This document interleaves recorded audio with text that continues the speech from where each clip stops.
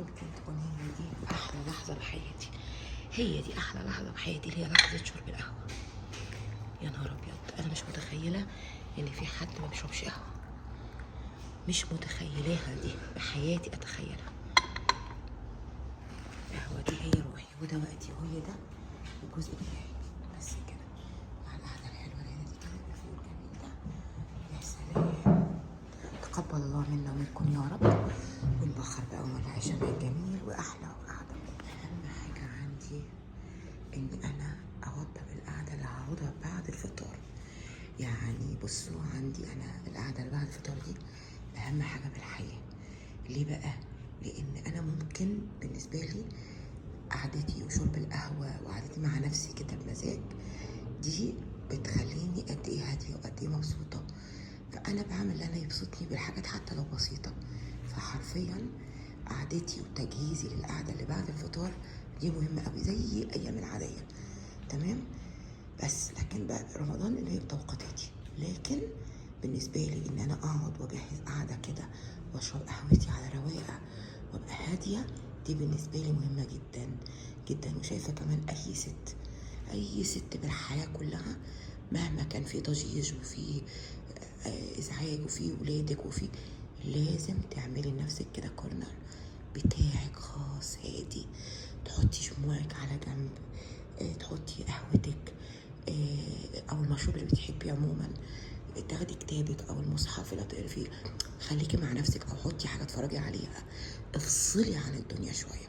احنا بنقف نعمل لهم الفطار وبنعمل لهم كل حاجه حلوه، بس اوعي تاثري في حق نفسك، لانك لو اثرتي بحق نفسك محدش هيجيب لنفسك حقها الا نفسك. فمن البدايه كده خليكي كده حافظه لنفسك مكانه ولنفسها. يعني انت سعيدي نفسك، مالكيش دعوه بحد. تمام. متستنيش حد يساعدك، معنى صح. انا بقى هجهز قعدتي، هلمع هنا المكان ده وهظبط كده بس شويه، وهلمع برضو هنا واحط الشموع التانية عشان دي خلصت، وهظبط بقى مكاني واحط هنا الحلويات عشان برضو اللي عاوز ياخد حاجه. وبس كده. وهي دي زاويتي اللي بعد الفطار بقعد فيها بمزاج مع شموعي الهاديه والريتات الهاديه، واقعد اخد القهوه بتاعتي. بحس ان انا بجد بدات ان انا ارتاح كده. يلا كده هنقول بسم الله الرحمن الرحيم. وهنعمل النهارده حاجه انا ما بعرفش ما اعملهاش في رمضان. مش بعرف بالذات في شهر رمضان. وزي ما قلت لكم في حاجات كتير قوي بنعملها طول الوقت لكن بيبقى ليها طعم غريب لما بنعملها في شهر رمضان. سبحان الله، مين زي كده؟ بيبقى ليه اكلات كتير بنعملها في طول الوقت لكن لما بيجي نعملها في شهر رمضان بحس ليها طعم مختلف. طيب انا عندي هنا كوبايه كبيره من السميد. السميد ده يعني ناعم وسط، اللي عندك خشن اي حاجه الموجود يعني. وربع كوبايه صغيره من الطحين، ذره ملح، معلقه صغنونه خالص سكر بني او اي سكر، وبيكنج باودر معلقه ممسوحه. بصوا يعني اقل من ربع من الخميره. دي كده مواد الجافه هنخلطها مع بعض. هيتضاف عليها ايه؟ لو عندك محلب هتحطي معلقه. عندك ريحه الكحك هتحطي معلقه. ما عندكيش زي انا حاليا هنا دلوقتي ما عنديش، فهحط بشره جوز الطيب. اساسا حتى لو عندي محلب كنت لازم احط بشره جوز الطيب. تمام، بشره جوز الطيب. وعندي درسين. تمام، واحط رشه من الدرسين.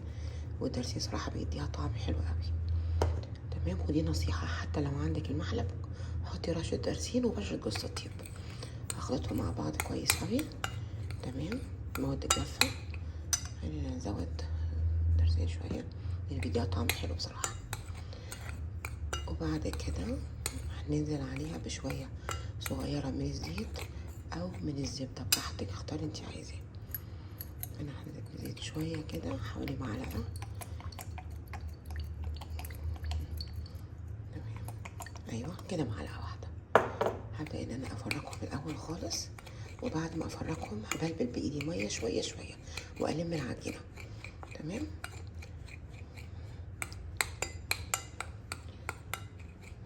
بس اخد وقتها هنا، ناخد وقتها هنا عشان كله يتبل زي الرمل ضروري.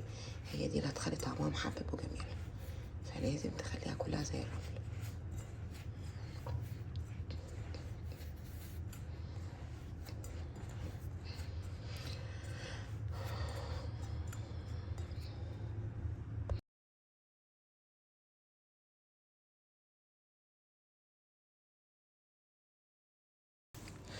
يا مساء الورد، مساء الحب، مساء السعادة، مساء الأمان وراحة البال. يا رب ارحم أمي وأبويا واغفر لهم واجعل قبرهم روضة من رياض الجنة يا رب، اللهم آمين. النهاردة 5 يوم رمضان بالنسبة لنا، بالنسبة في مصر والدول كتير والكويت يعتبر السادس من رمضان. فالمهم دلوقتي بقى أنا بصوا عملتها ازاي، حطيتها على مصفى وبدأت إن أنا أعملها بالطريقة دي، خدت شكل أحلى من المقصوصة بتاعة الزيت. تمام، هبدأ أحط بقى الزيت بتاعي وأحمرها، بجد بتبقى تحفة جدا جدا جدا. جربوها كصنف حلو جميل جدا في شهر رمضان، وبيبقى طعمها حلو مقرمش بس إن شاء الله مظبوط. تبقى مقدرة بسيطة على فكرة ومكلفة خطيرة، ويبقى اسمه صنف حلو كده. بس بتحمرها كويس، بتحمر شوية لحمة عشان تستوي كويس، بعد كده تنزلها على الزيت وتسيبها تنزل شوية. وانا هنا كنت عجنت الجيمات، لان انا الجيمات عندي برضو من اساسيات اليومية على الفطار، لازم تكون موجودة. بس كده. ودي بقى لازم تحط لها زيت عسل وتسيبيها منقوعة في العسل 10 دقايق، غير الجيمات انا بقلبها وبشيلها على طول، لكن دي لا، بسيبها منقوعة.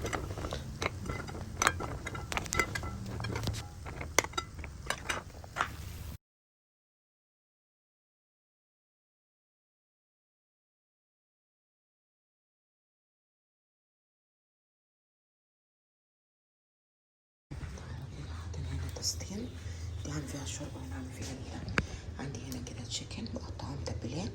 تمام، تتبيلته بقى عبارة عن روب وروزماري وكاري وكركم، كل حاجة فيه. وعندي بصل وثوم وجنزبيل. وعندي هنا الطاسة هنزل بيها شوية بصل مع شوية ثوم وجنزبيل. تمام، هحبسهم كويس قوي. تمام، والطاسة التانية هحط فيها شوية بس عشان اعمل شوربة مع فص الثوم. شوربتي اللي هي اكتر شوربة احنا بنحبها، شوربة الكريمة والفطر. ده بتحمر كويس، بعدين انزل عليها بقطع الدقيق ونشوف هنعمل ازاي الاكل.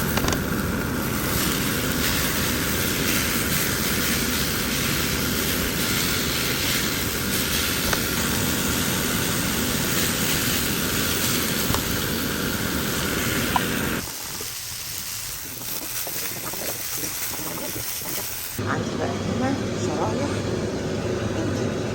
على هحشيها بخلطة كده مشروم. بحب اقطع المشروم صغنن صغنن وافرطه مع ميكس جبن وهحشيها بيها سمبوسة واقفلها تقفيل سمبوسة.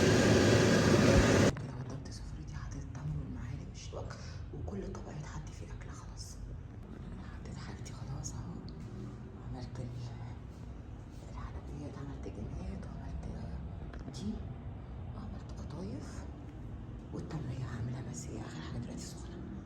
وهنزل بيها دلوقتي، هات مفتاحي ونازله، يلا بينا عشان اجيب في حاجه ناقصتني في الاكل، هنزل اجيبها واطلع من السوبر ماركت ده. بعد ما نزلت نسيت ان انا ما اخدتش كيس، هطلع اخد كيس. اتربينا يا جماعه، اتربينا هنا اتربينا.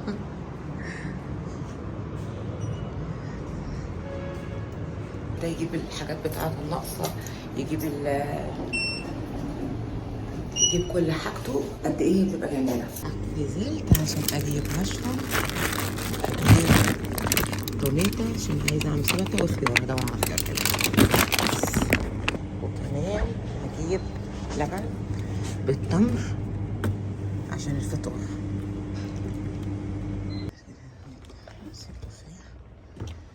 لبن عشان التمر،